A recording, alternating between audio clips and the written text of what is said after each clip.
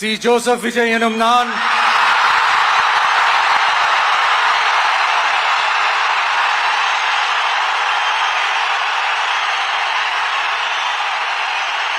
சட்டப்படி அமைக்கப்பெற்ற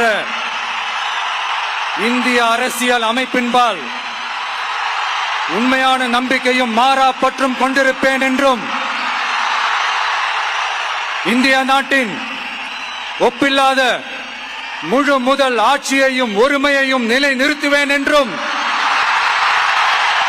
தமிழ்நாட்டு அரசின் முதலமைச்சராக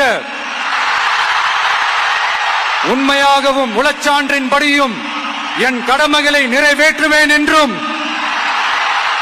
அரசியல் அமைப்பிற்கும் சட்டத்திற்கும் இணங்க அச்சமும் ஒருதலை சார்பும் இன்றி விருப்பு வெறுப்பை விலக்கி பலதரப்பட்ட மக்கள் அனைவருக்கும் நேர்மையானதை செய்வேன் என்றும் ஆண்டவன் மீது ஆணையிட்டு உறுதிமொழிகிறேன்.